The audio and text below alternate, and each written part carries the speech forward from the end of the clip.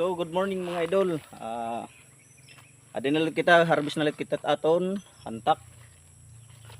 Bali gutoy latat ma-harvest yan mga idol kay sige manggo didit kuan uran-uran. Tapos di rin naman nasin makusog nga uran. Baga taritila pero sinasabayan nin hangin mga idol.